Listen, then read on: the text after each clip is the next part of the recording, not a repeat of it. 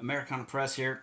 Hey, so I was involved in the Utah flag, um, restoring the old Utah flag, the historical Utah flag. Everyone's like, oh, Utah, whatever. It's really important because a lot of things are happening in Utah that's affecting, and it's not that it's happening in Utah that's affecting the entire United States. It's the things that are happening in Utah are happening across the United States. The same players are at the root. And there's one that keeps getting missed.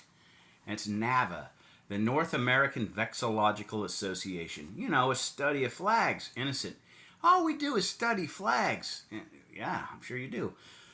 What did they carry in each battle of the Civil War? Well, a flag. It was a rallying point, right?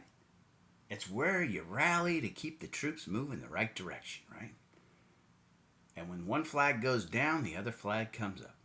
Capture the flag. So, North American Vexillological Association was instrumental in the change of the Utah flag over to its clip art. And I've done studying on that as well. And that flag was designed by a computer algorithm. Now, let's move to Minnesota. Huge implications here. Governor Tim Walz, if you want to call him a governor, he's a tyrant, a thief, a fraudster, a liar, a cheat, right? It appears as so, anyway. It's starting to appear, and he's a retard. Sources say he's a retard. I'm pretty sure they're accurate. I don't know. Just guessing. One thing's for sure, there are Somalis there. The other thing I'm for sure is the North American Vexillological Association also was instrumental in the changing of their flag, along with Governor Tim Walz and all the pirates that live there. They're linked. Now let's go back to this North American Vexillological Association. It comes out of Oregon. Now I know this because I read up on it. And as you look through it, now this is where I have to go do some more research, but you can do the same thing. They're a socialist or a Marxist organization. Their foundation is in socialism. The changing of the flags, this is what they call it, a conspiracy theory. The theory is that the flags are being changed as a sign of conquering a nation without firing a shot. Now, let's look at the actions, right? You shall know them by their works. You shall know them who they are by what they do. If they're lying, stealing, cheating, defrauding you, if the government is complicit in the theft and the fraud, Tim Walz, what's our recourse? What's our recourse, right? The North American Vexillological Association is pretending to be a study of flags when, in theory, just watching this play out, they're being instrumental in the institutionalization of socialism in the United States. One state, one governor, one little bit at a time, right? Now, let's back up a little bit more. Suddenly, Utah's being looked at through a microscopic lens again, so is Minnesota. They have something in common. North American Vexillological Association, fraud, immigrants, and the theft and stealing of American taxpayer dollars. To include Utah, who isn't a sanctuary state, but really is. Compartmentalize all that in your head. You rationalize it however you want. Look at this. How do you win a fight? What is the art of war? Deception is the art of war, right? Deception. We're being deceived and lied to right to our face. Gaslit like crazy. Utah is pathetic. I left the state. I couldn't stand it no more. Anyway, I also was a delegate in Utah during the convention that booed Governor Cox. I witnessed and watched as he got booed by 4,000 plus people in one room. And when I watched the news broadcast that evening, or the next day, because we were there till 2, 3 in the morning, when I watched it, they took and edited, every news organization edited the boos to make it sound like he was just like, oh, boo, and then it died down. It lasted and lasted until he left the room almost.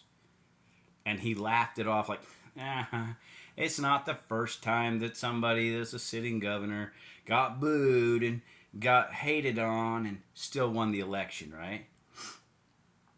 How? How did he win the election? Well, it changed the election rules. They guarded the election secrets. Utah needs to be looked at seriously hard.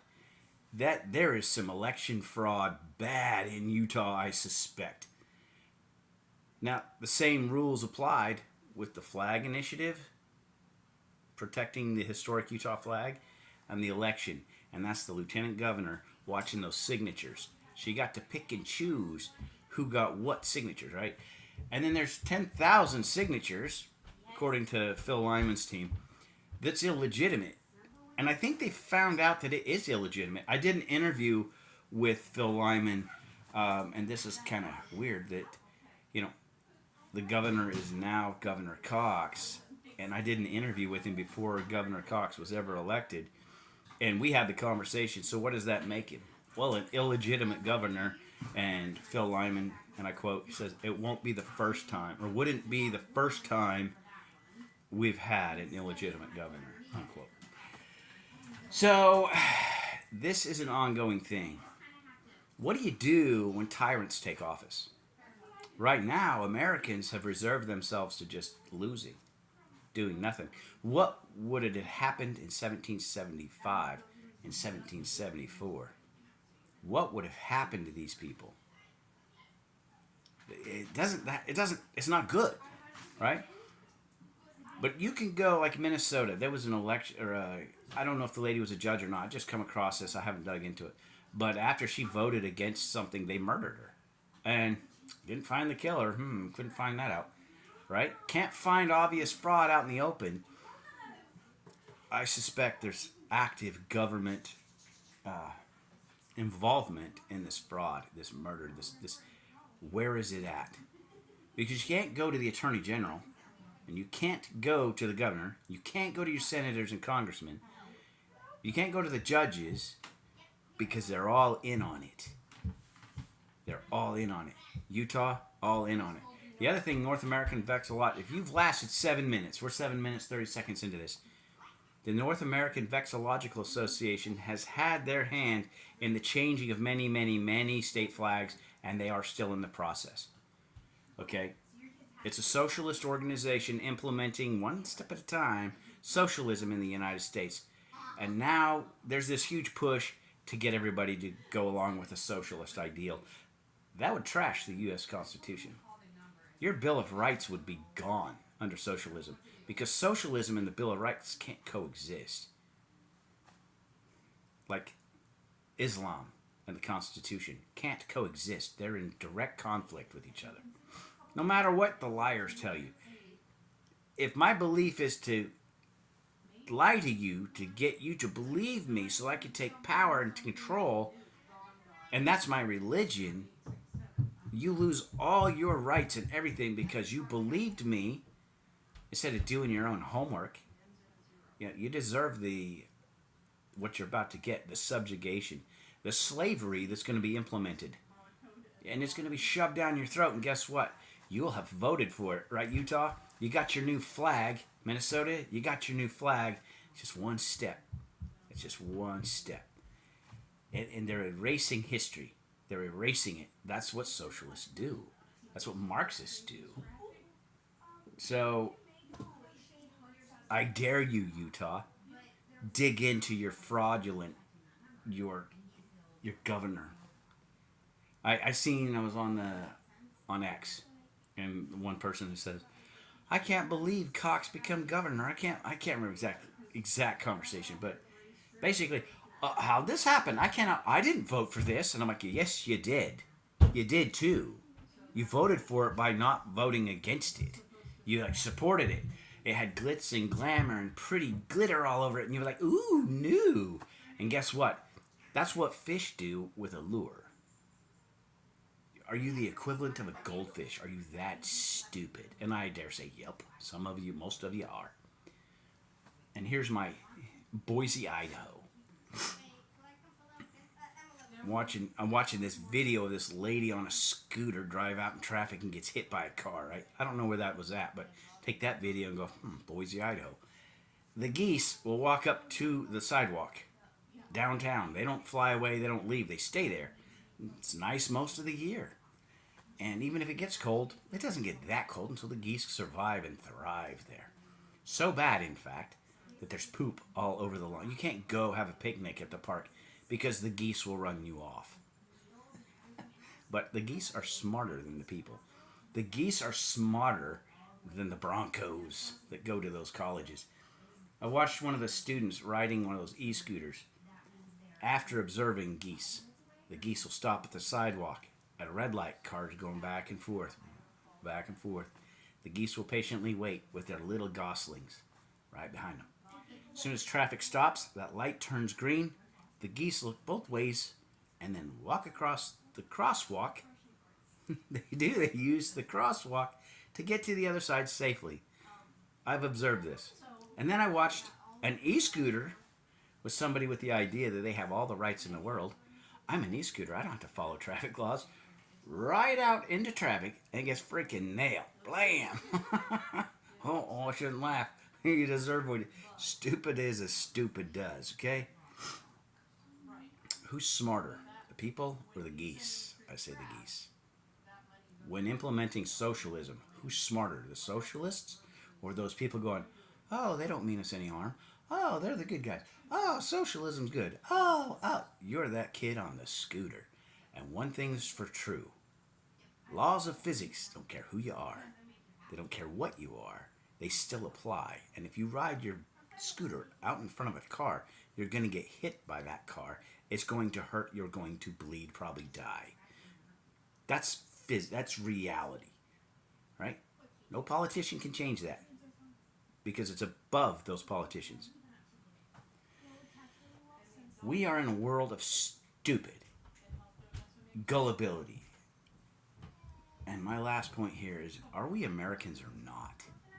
Is tarring and feathering supposed to be a thing and we've just stopped doing it because it's been mean and hurtful? Sometimes violence is the right answer. But it has to be the right kind of violence. It's kind of like anger, righteous violence. What makes it righteous?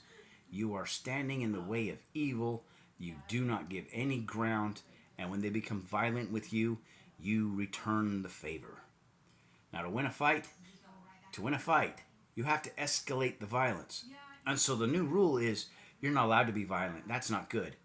It's a lie. It's one of those deceptions to get you to lose every fight. If you're in a fist fight and you're not allowed to throw punches, but they are, who wins? Don't throw the first punch. Ever hear that? Do you know what? You ever watch these videos where people get punched and they just get knocked out? Yeah, if you don't throw the first punch, you're not throwing a punch at all. And they can stomp on your head. Those are your socialists. Those are the guys telling you, don't throw the first punch. You ever notice how when they punch you and knock you out, justice is slow, if at all? Or it's like, shame on you for hitting little Johnny.